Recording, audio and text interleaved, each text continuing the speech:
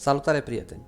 După o lungă perioadă de absență pe platforma YouTube, datorită unor probleme grave de sănătate, am decis să-mi continui munca începută în ceea ce privește acest proiect. De aceea vreau să vă mulțumesc pentru susținerea acordată pe toată această perioadă și vă promit că vor urma multe materiale surpriză care vă vor capta atenția. Așadar, haideți să trecem la treabă, pentru că vorba lungă sărăcia omului. Procesul de creare a filmelor poate părea un proces interesant și simplu, dar cei care au lucrat pe platourile de filmare știu cât de periculoase pot fi unele scene de film. În spatele succesului multor filme se află echipe de cascadori și actori, lucrul cărora se soldează uneori cu tragedii. Meseria de actor este răvnită de mulți. Oferă posibilitatea multor călătorii, distracție și nu mai spunem despre partea financiară. Însă, sunt și momente când la filmări se pot întâmpla tragedii. Unele sunt evitate în ultimul moment. The Hangover, partea a doua. Cascadorul Scott McClean a participat activ în regizările filmelor Star Wars și The Matrix. În timpul filmărilor de Hangover în Thailanda, cascadorul trebuia să dubleze jocul actorului Ed Helms în timpul unui truc petrecut în viteză mare. Trucurile se organizează destul de riguros, pașii pe care trebuie să-i urmeze cascadorul sunt planificați secundă în secundă. Scena presupunea ca Scott să scoată capul prin fereastra automobilului, dar înainte de aceasta, cascadorul a hotărât să mărească viteza transportorului. Ca rezultat, nu a reușit să tragă capul înapoi în mașină și s-a lovit de un camion ce venea în întâmpinare. Cascadorul a suferit grav, a stat luni de zile la pat, dar până la urmă și-a revenit și planifică în viitor să se întoarcă la cariera sa cinematografică. The Crow, Brandon Lee, actorul principal din acest film, a murit la finele filmărilor din cauza că un membru din echipa de filmare a uitat un glonț orb în pistolul folosit în scenele filmului, apoi pistolul a fost încărcat cu eboșe de putere maximă, glonțul fiind aruncat din pistol ca un glonț adevărat.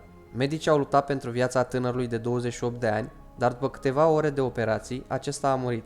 Brandon Lee și logodnica sa aveau planificată nunta peste 2 săptămâni și jumătate. În scenele de la sfârșit, s-a filmat dublorul lui Lee, Chad Stahelski. În unele scene a fost folosită fața digitală a lui Brandon pentru a putea transpune pe fața dublorului. Brandon Lee a fost înmormântat lângă tatăl său, celebrul actor Bruce Lee. Twilight Zone The Movie. În timpul filmării scenei luptei vietnameze, pilotul elicopterului a pierdut controlul din cauza exploziilor pirotehnice și acesta a căzut la pământ, luând viața a 3 actori. Victor Morrow a fost decapitat de elicea elicopterului, Mika Din Lee, 7 ani, decapitată de elicea elicopterului, și Rin Shini, 6 ani, strivită de una din patinele elicopterului. Copiii se filmau ilegal în acele scene, deoarece scena se filma în orele târzii și ei nu trebuiau să fie acolo. The Conqueror. Din echipa de filmare formată din 220 de persoane, 91 s-au îmbolnăvit de cancer, iar 46 din ei au murit în această cauză. Printre cei care au murit se numără John Wayne, Susan Hayward și regizorul Dick Powell. Din ce cauză? Filmările au avut loc în statul Utah, în apropierea unei zone de testare a bombelor atomice în statul Nevada. Now You See Me. În timpul scenei de evadare din containerul cu apă, Isla Fisher era la un pas să se nece pe bune.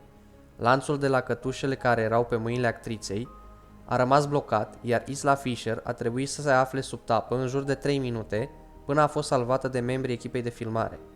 The Expendables 2. În timpul scenei exploziei bărcii de cauciuc, un cascador a murit, iar altul a avut de suferit grav.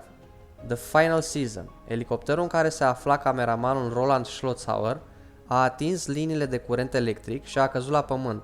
Pilotul și unul din producătorii filmului au rămas în viață, însă Roland a murit. Harry Potter and the Deathly Hallows, partea 1. Dublorul actorului Daniel Radcliffe, David Holmes, a avut de suferit în scena zborului eroilor pe mături zburătoare, fiind prea aproape de zona exploziei. Ca rezultat, David a rămas paralizat pe viață. Troy. Pentru rolul lui Achilles, Brad Pitt a trebuit să învețe să mânuiască sabia, iar în timpul unui antrenament și-a traumat tendonul lui Ahile. Mult mai rău, actorul George Camilleri și-a rupt piciorul în timpul unei scene de acțiune. El a fost operat a doua zi, dar a suferit complicații și a murit 2 săptămâni mai târziu. The Dark Knight. Conway Wiglife, membru al echipei ce se ocupă de efectele speciale în film, a murit în timpul unei scene în care automobilul său nu s-a încadrat în cotitură și s-a lovit în plină viteză într-un copac. XXX. Harry O'Connor, dublorul lui Van Diesel, trebuia într-o scenă să coboare cu parapanta pe o barcă cu motor ce mergea în plină viteză. dar cascadorul nu a calculat corect traiectoria și s-a lovit de un pod și a murit. Această scenă a fost lăsată în film, cu excepția celei în care a murit Harry, pentru a omagia participarea cascadorului în film.